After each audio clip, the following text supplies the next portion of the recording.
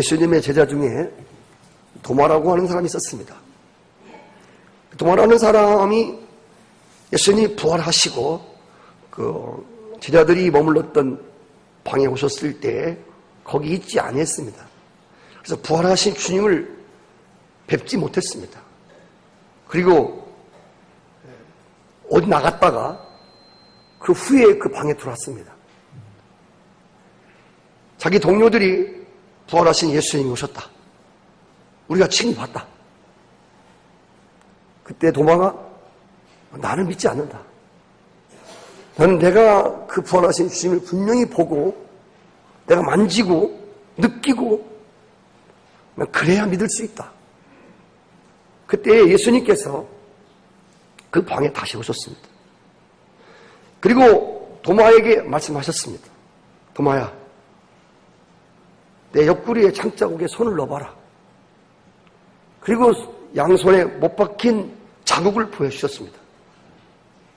도마는 옆구리에 손을 넣어봤습니다.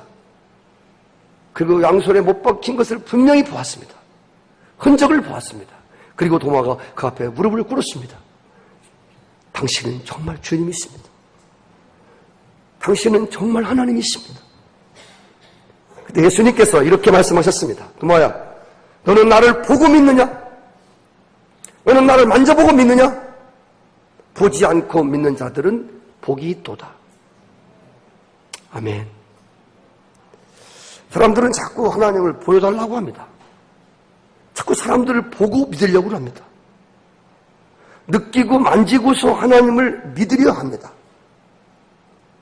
여러분, 제가 하나님이 살아계신 것이 분명할진데 보고 믿는 것보다, 만지고 믿는 것보다, 느끼고 믿는 것보다 더 확실하게 믿는 근거가 하나 있는데 하나님 말씀입니다. 하나님의 말씀을 믿는 것은 보고 믿는 것, 보는 건 잘못 볼 수 있습니다.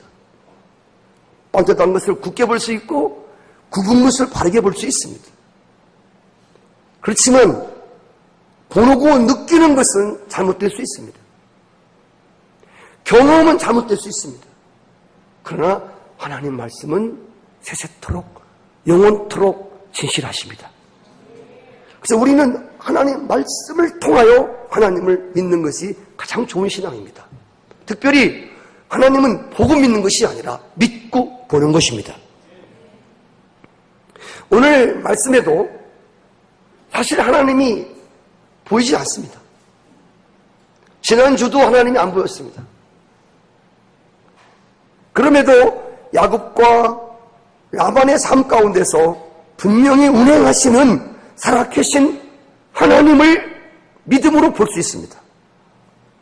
요한복음 5장 39절에서 40절까지 너희가 성경에서 영생을 얻는 줄 생각하고 성경을 연구하거니와 이 성경이 곧 내게 대하여 증거한 것이다. 그러나 너희가 영생을 얻기 위하여 내게로 오기를 원하지 않는도다. 성경은 열심히 연구하는데 성경 속에서 예수를 보지 못하는 사람들, 크루세이를 하고 베들 성서를 하고 1단계, 2단계, 3단계 성경 공부를 하는데 주께로 나오지를 않는 거예요. 여러분들이 성경을 볼 때나 하나님의 말씀을 들을 때나 수련회나 세미나나 거기서 가장 중요한 것은 어떤 지식을 얻고 오는 것이 아닙니다. 어떤 자료를 수집해 오는 것이 아닙니다. 가장 중요한 것은 바로 주님을 발견하는 것입니다. 오늘 말씀 중에서 가장 중요한 것은 하나님을 발견하는 것입니다. 이 인간들이 오고 가는 대화와 인간들의 삶 가운데서 놓치지 말아야 할 것은 이 안에 살아계신 하나님을 배우는 것입니다. 오늘 이야기는 외삼촌 라반의 집에 와서 라헬을 아내로 맡기 위해서 7년을 더 봉사를 하지요. 14년을 채운 후에 야곱이 고향으로 돌아가려고 하고 있습니다. 이때 라반이 야곱을 더 붙들어 두려 합니다. 그리고 새로운 품삯을 위해서 재계약을 맺는 말씀이 기록되어 있습니다. 이 성경을 묵상하다가 주님이 주신 몇 가지 은혜가 있어서 아침에 함께 나누려고 합니다. 먼저 야곱이 이제 예삼촌 댁에서 14년을 채우고 고향으로 돌아가기를 원했다는 것이죠. 오늘 30장 25절에 보면 라헬이 요셉을 낳을 때 야곱이 라반에게 이르되 나를 보내어 내 고향 나의 땅으로 가게 해달라. 이렇게 간청하는 말씀이 기록되어 있습니다. 야곱은 하란 땅에 와서 12에락이 교차되는 14년의 나그네 삶을 살았습니다. 야곱이 객지 생활을 하면서도 마음 한구석에 늘 사모하는 한 가지 있었습니다. 그 사모하는 한 가지는 다른 것이 아니라 바로 자신의 고향인 가나안 땅에 돌아가는 것이었습니다. 사실이요, 이 양떼를 키는 유목민들에게는 그들은 환경을 따라서, 목축 환경을 따라서 이동하며 살았기 때문에 사실 고향이라고 하는 게 큰 의미가 없습니다. 풀 많은 곳이 고향입니다. 그래야 양떼들 먹이기 때문에 오늘은 이곳에서 풀을 뜯기고 다음 날은 또 풀 있는 곳으로 정처 없이 가는 겁니다. 그리고 지금 외삼촌 댁에서 종살이처럼 살고 있지만 네 아내가 있었고 12아들이 있었습니다. 그곳에서 뿌리를 내리고 다복한 삶을 살았습니다. 굳이 고향에 돌아갈 이유가 없었습니다. 그리고 이 많은 가족을 이끌고 고향으로 돌아가기 위해서는 여러 가지 위험이 있었습니다. 무엇보다도 형 에서의 보복이, 그 보복을 감수해야 되는 어려움이 있습니다. 그럼에도 불구하고 야곱이 굳이 고향으로 돌아가려고 했던 이유가 무엇입니까? 단지 그냥 오랫동안 객지 생활을 하다 보니까 고향이 그리워서 가고 싶었습니까? 아니면 그곳에 부모님이 계시기 때문에 가게 원했습니까? 야곱이 그 많은 어려움을 감수하면서 고향으로 돌아가려고 했던 것은 다른 어떤 이유가 아니라 바로 하나님께서 베델 광야에서 야곱을 만나시던 날에 그에게 주셨던 약속이 있었습니다. 내가 이 가나안 땅을 너와 네 후손에게 주리라. 거기서 내 후손이 번성하고 내 자손이 많아지리라. 그리고 하나님이 통치하는 하나님의 나라를 내가 이룰 것이다. 이 약속을 베델에서 받게 됩니다. 야곱은 다른 것이 아니었습니다. 외삼촌 라반의 곁에서 안일하게 안주하는, 거기에 만족하지 아니하고 하나님의 약속이 있는 땅으로 가기를 원했습니다. 그 길이 비록 어려울지라도, 그 길이 험할지라도, 거기에 어떤 위험이 있을지라도 하나님이 우리를 이 땅에 보내서 우리로 하여금 나그네 삶을 살게 하시는 이유는 이 땅에다가 견고하게 뿌리를 받고 자손 만대까지 여기서 행복하게 살기 위해서 우리를 세상에 보낸 것이 아니라는 것입니다. 이 땅에 하나님이 우리를 보낸 것은 하나님이 이처럼 사랑하사 독생자를 주신 그 예수 그리스도를 믿고 그분의 뜻대로 살다가 그분이 우리를 위해서 준비해 놓으신 영원한 우리의 영혼의 본향에 들어가기 위함인 것입니다. 나그네의 삶은 고달픔이 많습니다. 나그네의 삶은 편하지 않습니다. 그러나 나그네의 삶을 살아가는 자들에게 한 가지 소망과 위로는 언젠가 돌아갈 고향이 있다는 것입니다. 이것이 나그네들의 가장 소망이며 위로입니다. 믿음의 선진들이 다 그런 삶을 살다 갔습니다. 히브리서 11장 13절에 보면 이 사람들은 다 믿음을 따라 죽었다. 약속을 받지 못하였으되 그것들을 멀리서 보고 환영하며 또 땅에서는 외국인과 나그네임을 증언하였으니 그들이 이같이 말하는 것은 자기들이 본향을 찾는 자임을 나타내미라. 그들이 나온 바 본향을 생각하였다면 돌아갈 기회가 있었으려니와 그들이 이제는 더 나은 본향을 사모하니, 더 나은 본향을 사모하니 곧 하늘에 있는 것이다. 아멘입니다. 나그네 삶을 살아보면요, 정말 내 고향이 좋은 줄 알아요. 지금도요, 귀농하는 사람들, 서울에서 회사 다니다가 봉급 타고 살기 힘들지 않습니까? 자기 고향으로 가서 농사 짓습니다. 고향으로 돌아오는 사람들이 많아집니다. 푸근하고 너무 편한 거예요. 너무 좋은 거예요. 고향만한 곳이 없는 거예요. 여러분, 그렇습니다. 여러분과 제가 이 땅에서 정말 잘 먹고 잘 살고 그림 같은 집을 짓고 자녀들과 함께 행복하게 살아가는 것, 이것이 여러분을 이 땅에 보내신 목적이 아니라고 하는 걸 꼭 기억하셔야 돼요. 우리는 곧 떠나갈 사람들임을, 곧 본향으로 돌아갈 사람들임을 여러분 기억하고 살기를 축복합니다. 오늘 고향에 돌아가길 원하는 야곱에게 외삼촌 라반이 더 머물러 자기와 함께 있기를 원합니다. 네가 나를 사랑하거든 여기에 머무르라. 야곱과 함께 있기를 원했던 라반은 야곱이 좋아서가 아니에요. 야곱이 낳은 손자와 그리고 손자와 손녀와 그 딸들이 사랑스러워서가 아닙니다. 사실 야곱이 12아들에다가 4부인에다가 한 식구가 20명쯤 됩니다. 여러분 얼마나 시끄럽겠습니까? 얼마나 집안이 복잡했겠습니까? 저도 솔직히요, 우리 조카들이 가끔씩 와요. 저희 집에. 어린 애들이죠. 너무 신나는 거예요. 식탁에 올라가서 뛰다가 떨어져 코피 나는 놈, 뭐 그냥 다 뒤집어 놓고 그냥 뭐 집안이 엉망진창이에요. 사실 속으로는요, 빨리 갔으면 좋겠어요. 여러분 어디 가서 오래 있지 마세요. 알았죠? 예. 친척들이 별로 안 좋아해요.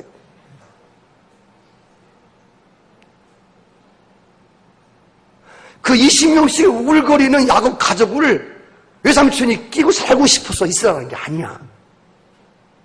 야곱을 머물게 한 이유는 사실은 다른 게 아니라 자신의 유익 때문이에요. 수판을 딱 튕겨보니까 야곱을 머물러 두는 게 그래도 복잡하지만 남는 게 있어.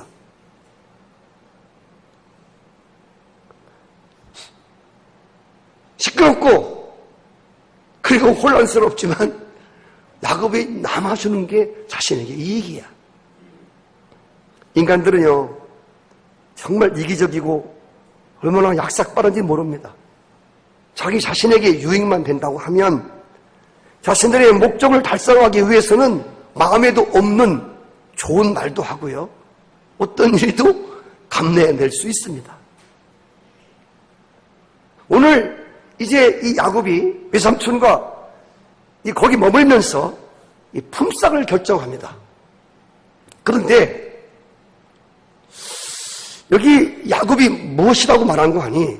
외삼촌에게 자기가 얼마나 정직하게 일한 것과 자기가 얼마나 성실하게 일한 것과 무엇보다도 하나님이 내 발을 닿는 곳마다 복을 주어서 외삼촌이 내가 온 다음에 하나님의 복을 많이 주었다, 이야기를 하고 있습니다.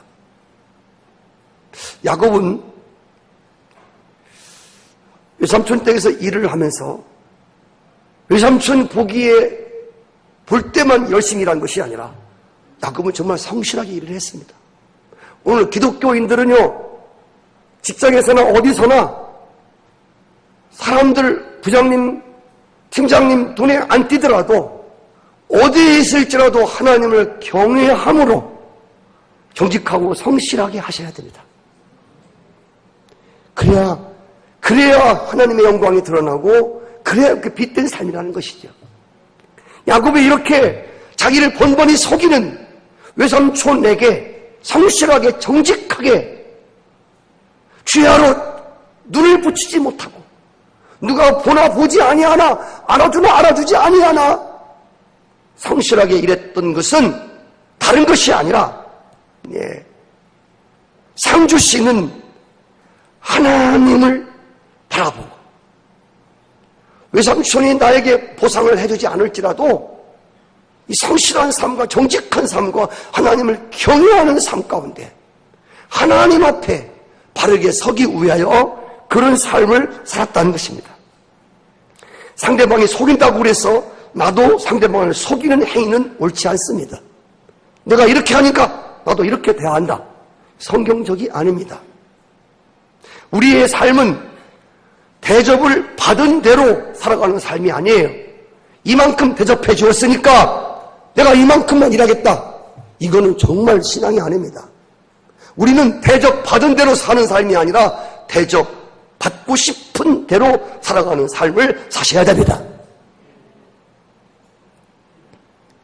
누가 좋은 사람이라고 선한 사람이라고 나를 인정해 주기 때문에 선한 삶을 사는 것이 아니라 그렇게 사는 것이 좋기 때문에 그렇게 살아야 됩니다.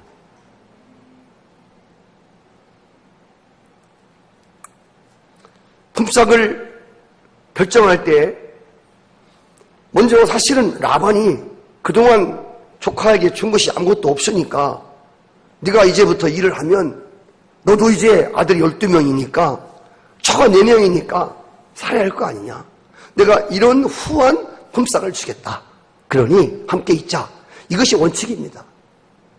그런데 이 품삯 결정할 때 놀라운 것은 라반이 자기가 말하지 않습니다. 그리고 너그러운 척하면서 야곱에게 떠넘깁니다. 네가 품삯을 정해보아라. 그러면 내가 그렇게 하겠다. 이 라반의 속셈은 이것이었습니다. 자기가 생각했던 것보다 야곱이 품삯을 훨씬 덜 부를 것이라고 생각했기 때문입니다. 얼마나 머리가 잘 돌아갑니까?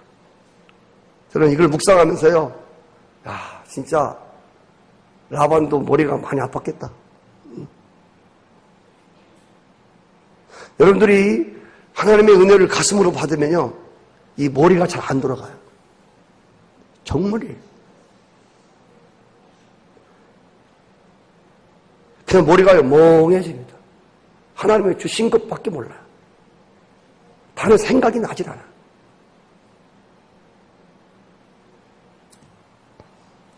야곱이 이 품삯을 결정할 때 말도 안 되는 품삯을 결정합니다. 외삼촌에게 아롱진 것, 점 있는 것, 검은 양들을 자기 품삯으로 달라는 거예요. 그런데요, 외삼촌 양떼 중에서 얼룩덜룩한 것, 전백이 있는 것, 검은 양들이 많지를 않아요. 우리는 여러분, 우리는 생명의 비밀을 압니다. A형, B형, O형에서 누구와 결합하면 뭐가 나오는지를 우리는 알고 있지 않습니까? 흰 양과 흰 양의 교배에서 검은 양이 나올 확률은 거의 없습니다. 돌연변이로 어쩌다가 나오는 거지, 흰 양끼리 교배했는데 거기서 알록달록하게 나왔다. 이런 거는 극히 드문 겁니다. 이건 돌연변이에요. 염색체 돌연변이가 있을 때 이게 나오는 거예요. 그런데 지금 이 야곱이 말하기를 외삼촌 품삯을 정하는데 보십시오. 제 품삯은 아롱지고 얼룩지고 점 있고 검은 것들로 제 품삯을 주십시오. 그러면 제가 열심히 일하겠습니다. 이런 얘기를 했을 때 누가 좋았겠습니까? 라반이 너무 좋았습니다. 이건 누가 보아도 야곱이 손해를 보는 뻔한 결정이었습니다. 야곱은 얼씨구나 좋았습니다. 너무 좋았습니다. 표정 관리가 어려울 지경으로 좋았습니다. 야, 저놈이 내 계략에 걸려들었구나. 이 멍청한 놈, 미련스러운 놈. 지금 라반이 야곱의 결정에 대해서 그런 마음을 가진 것입니다. 근데 여러분, 야곱이 하나 믿는 것은 뭐냐면 나에게 품삯을 주고 나의 삶을 책임지고 내 12아들과 그리고 우리 가족을 책임지는 것은 외삼촌이 아니란 말이야. 당신은 나를 속이는 것을 얼마나 많이 하는지 몰라. 내가 당신을 믿고 살아가는 존재가 아니라고 하는 거야. 나를 축복하실 일은, 아멘, 상 주시는 이는 하나님이 나의 방패시고 하나님이 나의 상급 되신다는 거야. 하나님이 반드시 약속하신 것을 이루시는 분이라고 하는 것. 야곱이 이거 하나 붙든 겁니다. 아멘이시죠? 계약은 분리했습니다. 누가 보아도 어리석은 계약이었습니다. 말도 안 되는 계약이었습니다. 성도 여러분, 여러분들이 이런 신앙으로 살면 어디를 가서든지 시험 들 일이 없습니다. 은밀히 보시는 하나님이 갚아주신다는 말은 진실입니다. 오늘 이 말도 안 되는 품삯 결정이었지만, 말도 안 되는 개혁처럼 보였지만, 마지막 절에 보시면 하나님이 어떻게 결론을 내려주시는가 보시기 바랍니다. 30장 42절로 마지막 절까지. 약한 것은 라반의 것이 되고 튼튼한 것은 야곱의 것이 된지라. 이에 그 사람이 매우 번창하여 양떼와 노비와 낙타와 나귀가 많더라. 할렐루야.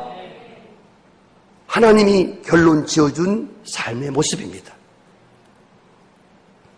인간의 머리 굴리는 계략이, 라반의 돈밥이 하나님 앞에서 얼마나 무익한가를 보여주는 것입니다.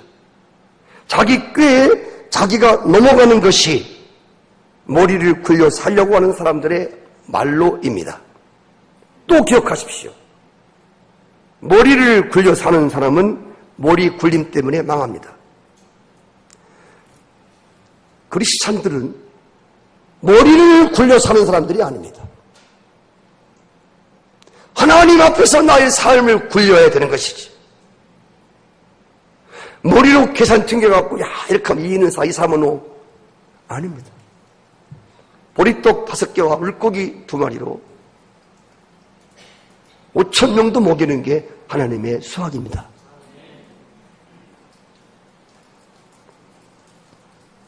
오늘 우리가 하나님 앞에서 정말 은혜를 받지 못하는 것은 항상 우리 머리가 돌아가는 거예요.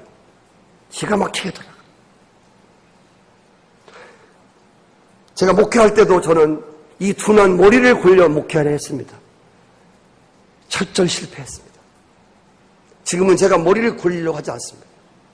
제가 성도들을, 목장을, 여러분 구역을 짜고 사람들을 거기에 넣을 때 제 사사로운 머리로, 아, 요 사람은 여기 갖다 붙이면 되겠구나, 그런 머리를 쓰지 않습니다. 이런 게 익숙한 교인들은 정말 하나님 앞에서 이 모든 구역과 모든 회장들과 모든 사람들을 세우는 걸 저는 그렇게 제 머리로 쓰지 않습니다. 정말 하나님께서 기뻐하시는 방법으로 하나님의 교회를 운영합니다. 사람이 많이 모이든 적게 모이든 중요하지 않아요. 다만 제 사사로운 지혜를 의지할 수 없다는 것, 내 지혜가 하나님의 지혜에 비하여 얼마나 부족한지를, 내 생각과 하나님의 생각이 얼마나 틀린지를 알기 때문에 그래요. 저는 제 머리를 갖고 절대 목회하지 않습니다. 그래서 이 교회는 소망이 있습니다. 그래서 저의 목회는 소망이 있습니다.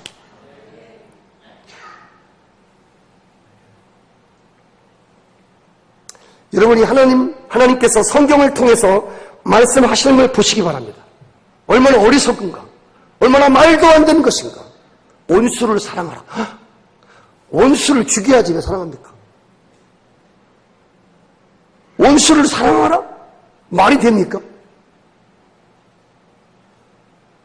그리고 너에게 잘못된 사람을 용서하는데 70번씩 7번이나 용서하라는 거예요. 겉옷 달라면 속옷까지 벗어주라는 거예요. 이거 살라는 거예요? 죽으라는 거예요? 그리고 나를 따라오려거든 너를 철저히 부인하라는 거예요. 그리고 너는 죽은 자로 여기라는 거예요. 성질내지 말라는 거예요. 믿음을 지키다가 불 속에 들어간 사람들, 하나님 앞에 정직하게 서기 위해서 그 수많은 부귀 영화를 보려 했던 사람들, 보디발의 아내 육을 뿌리치고 그래서 감옥 간 이야기. 인간의 사사로운 지혜로 보면 수긍이 안 됩니다. 사람이 어떻게 이렇게 삽니까? 그때 상황에 따라 거짓말도 시키는 거고 재미도 보고 뭐 그런 거 아닙니까? 님도 보고 뽕도 따고 뭐 그런 거 아니에요? 꼭 사람이 어떻게 그리스도인이라고 어떻게 곧대로 삽니까? 어떻게 말씀대로 삽니까? 뭐 안 나올 수도 있고 나올 수도 있고 뭐 그런 거 아닙니까? 인간이 다. 이건 뭐 예수 믿는 게 우리 자유로운 삶을 이렇게 구속할 게 뭐냐는 거지요. 그래서 오늘 많은 교회 나오는 사람들도요, 하나님의 말씀대로 살아가는 사람들을 보면 어리석어 보여요. 하나님을 의지하고 살아가는 사람 보면요, 불쌍해 보인다니까? 저를 소망했겠어? 아이고, 저렇게 살아서 뭐 장래 있겠어? 저런 사람들이 뭘 하겠어? 저런 교회에 무슨, 아이고, 그러니까 교회가 안 되지. 그러니까 집안이 저렇지. 어리석어 보입니다. 미련스럽게 보입니다. 라반이 야곱이 결정한 그 하나님을 경외하는 이 결정을 얼마나 미련하게 본지 몰라요. 그래서 고린도전서 1장 18절 말씀에는 십자가의 도가 멸망하는 자들에게는 미련한 것이지만 구원을 받는 우리에게는 하나님의 능력이라는 거예요.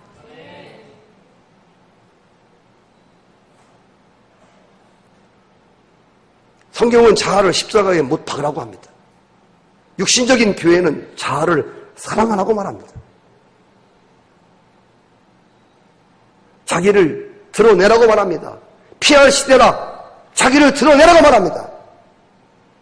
성경을 철저히 자기가 부인되지 않으면 주님을 쫓지 못한다고 말하고 있습니다. 오늘 말씀 속에서요, 좀 위로가 되는 건 뭐냐면요, 하나님 잘 믿는 사람들도 거부가 되는구나. 풍요로운 삶을 허락받을 수 있구나. 어떤 분들은요, 예수 믿는 사람들이 부자로 살면 잘못된 건 줄 알아요. 예수님도 낙이 타고 다녔으니까 목사님도 낙을 타게 다녀라. 이거 맞는 말 아닙니다. 시대가 다르잖아요. 복음은 동일하지만 시대는 다르잖아요. 예수님 가난했으니까 우리도 가난해야 된다. 이거 아니에요. 반대로 예수 믿으면 잘 살아야 된다. 못 살면 영광 가리는 거다. 이 거짓말이에요. 그런 얘기 없어요, 성경에. 이것도 또한 잘못된 거란 말입니다.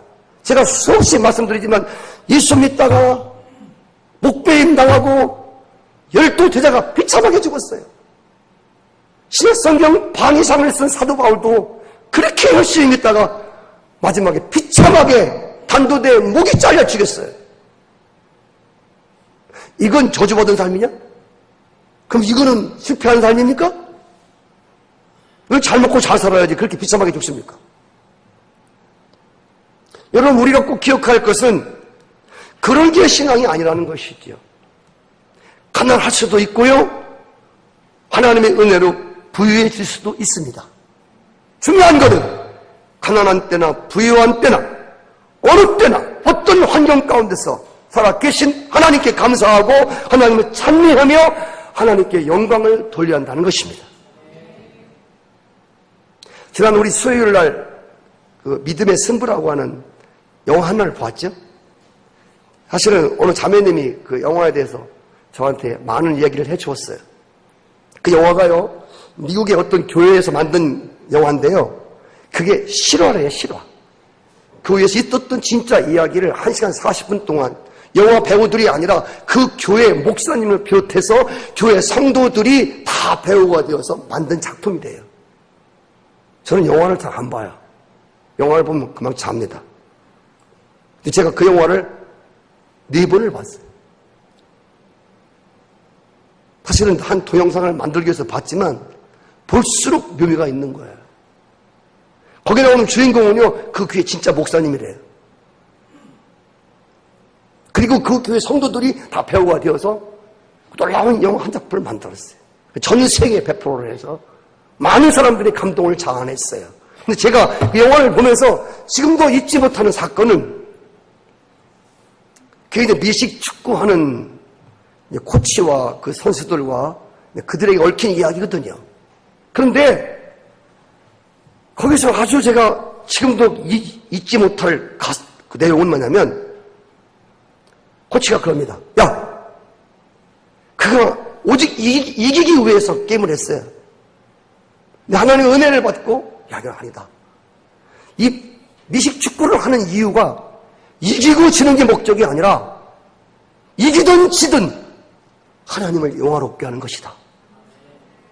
이런 신앙의 방법으로 새롭게 코치하는 거예요. 그래서 걔들을 모아놓고 야, 우리는 저도 하나님께 영광을 돌려야 되고 이겨도 하나님께 영광을 돌리는 거다. 아멘이시지요? 여러분, 가난케 되어도 하나님께 영광을 돌리셔야 되고 부유해도 부유함에 지심치 마시고 거기서 하나님을 영화롭게 하셔야 되는 거야.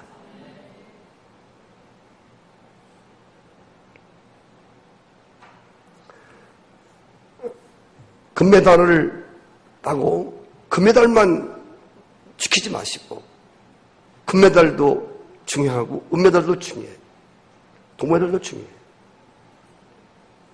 노메달도 중요하고 메달이 없을지라도 하나님 앞에서 정직하게 하나님 앞에 영광을 돌리는 마음으로 그의 삶을 드리고 그의 생명을 드렸다면 메달이 없을지라도 하나님 보시기에 좋은 거야. 아멘. 금메달을 땄어도 자기를 드러내고 하나님을 높일지 모른다면 그 금메달은 정말 아무것도 아닌 거예요. 성경은 물질이 늘어도 그것에 치심치 말며 부자 되기를 힘쓰지 말라는 거예요. 여기 오늘 야곱이 마지막에 거부가 됐습니다. 정말 놀라운 부자가 됐습니다. 여러분, 이 야곱이 부자가 된 이유는 부자가 되기 위해서 산 노력 때문에 된 게 아닙니다. 우리 오늘 이것을 꼭 기억하셔야 돼요. 결정과 그리고 라반이 취한 행동이나 그리고 하얀 양떼를 끌고 가서 양떼를 먹이는 이 야곱에게서 절대로 여러분 야곱이 원하는 그 부유한 삶, 아롱진국, 검고 얼룩덜룩한 양이 많아서 부자가 될 수 있는 가능성은 거의 없는 거예요. 희박한 겁니다. 희박한데 마지막은 할렐루야 거부가 된 거예요. 같이 해볼까요? 희박한데 결과는 놀랍다.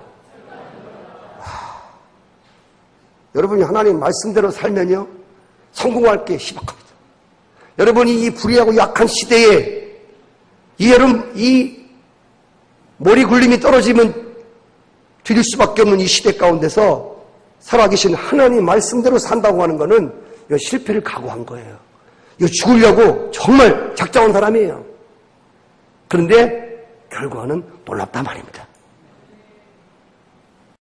오늘 말씀 속에서 교회가 착각하지 말아야 할 것 한 가지는 우리 성도님들이 착각하지 말아야 할 것 한 가지는 여기 오늘 야곱이 흰 양떼를 끌고 가서 물을 먹일 때 37절 이하에 보니까 야곱이 버드나무와 살구나무와 신풍나무 푸른 가지를 가져다가 그것들의 껍질을 벗겨서 흰 무늬를 내고 그 껍질 벗긴 가지를 양떼가 와서 먹는 개천의 물구유에 세워서 양떼를 향하게 하며 그때가 물을 먹으러 올 때에 그 알록달록한 나무 모습을 보고 그때 교미를 하고 새끼를 팹니다.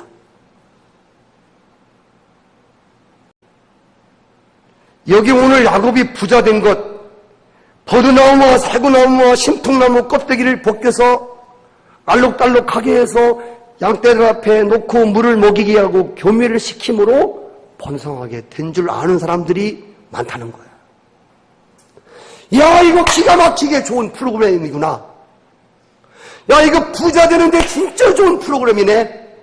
야, 이거 진짜 교회 부흥하는데 진짜 좋은 프로그램이다. 와, 신풍나무, 사구나무, 포도나무 껍질 벗기는 거 나도 해야지. 제가 십자가의 복음을 만나기 전에 이런 사람이었습니다.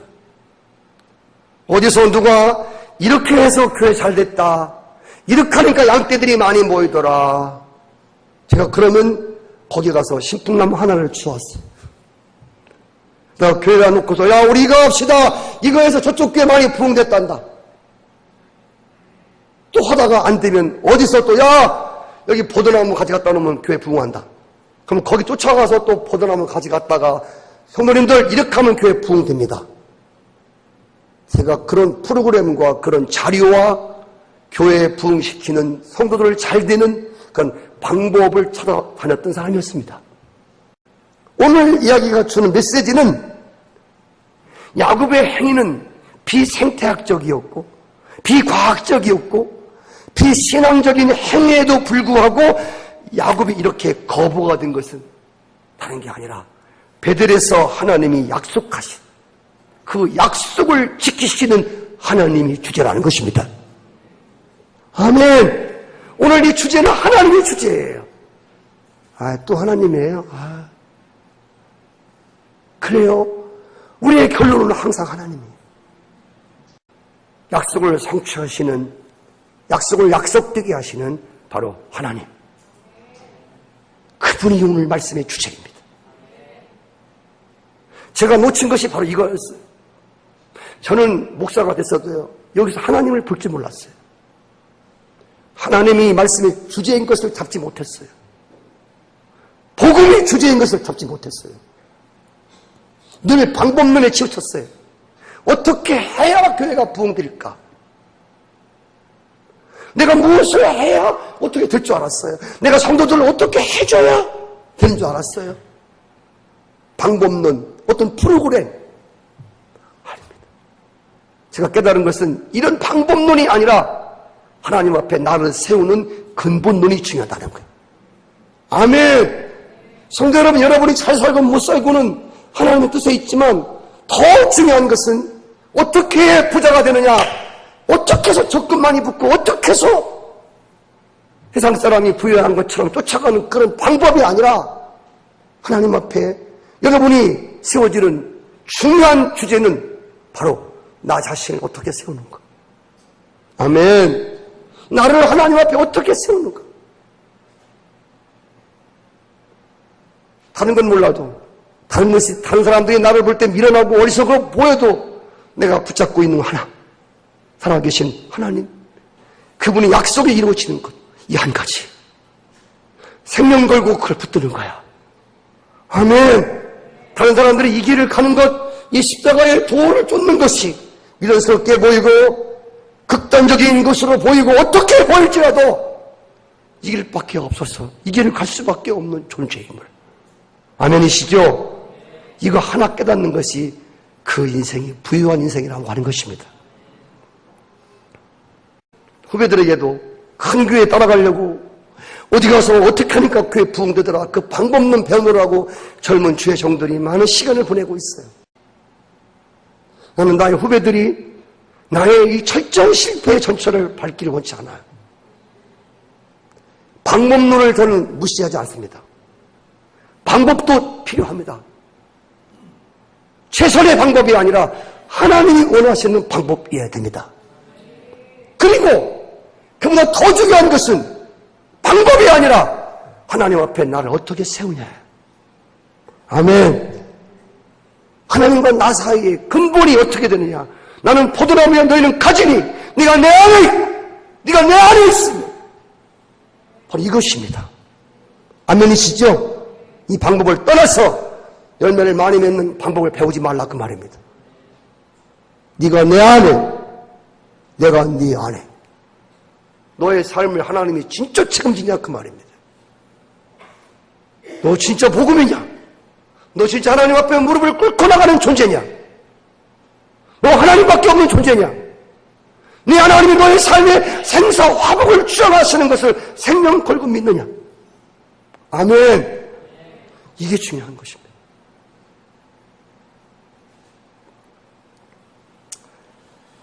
야곱이 그동안 야곱을 보면서 정말 시험이 많이 들었어요.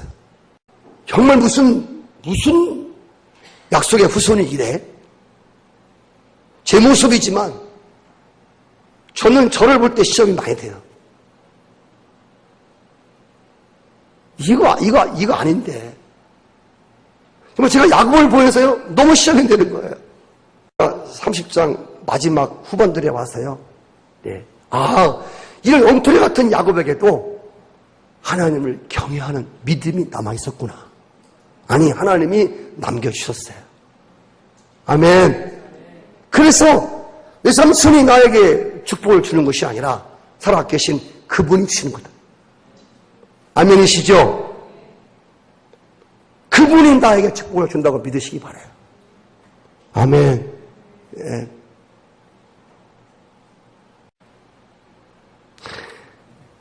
안 좋은 것이 많은 야곱에게서 정말 하나님을 경외하는, 하나님을 의지하는 이 믿음 하나를 보았어요.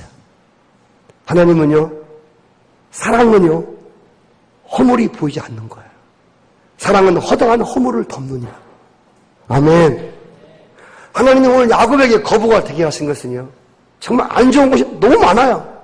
근데 그 중에서도 하나님을 경외하는 마음이 있는 거예요. 그 한 가지를 보고 하나님이 그 야곱을 축복하신 거예요. 누가 보면 15장에 돌아온 탕자 이야기 아시죠? 탕자가 잘한 게 아무것도 없어요. 정말 아무것도 없어요. 처음부터 끝까지 잘한 게 아무것도 없어요. 정말 그런 자식은 나가서 그 집 깡통 차는 게 꼭 맞는 자식이에요. 근데 그 자식이 돌아왔을 때 아버지가 살찐 송아지를 잡고 좋은 옷을 입혀주고 가락지를 끼워주지 않습니까? 큰 잔치를 벌이지 않습니까? 이것은 잘 들으세요. 자격이 있기 때문이 아니에요. 다 잘못했어요. 그러나 한 가지, 하나님 앞에, 아버지 은혜를 기억하며 이건 내 삶이 아니다. 이렇게 더 이상 나의 인생을 끌고 갈 수 없다. 이건 신앙이 아니다. 이건 믿는 자의 모습이 아니다. 아버지께 돌아가자. 아멘. 복음 앞으로 돌아가자. 그 마음 한 가지예요. 그 한 가지 때문에 나쁜 것이 많았음에도 불구하고 그 한 가지 때문에 하나님이 그를 영접하고 그에게 놀라운 은혜를 쏟아부어 주었습니다. 은혜로우신 주님, 감사드립니다.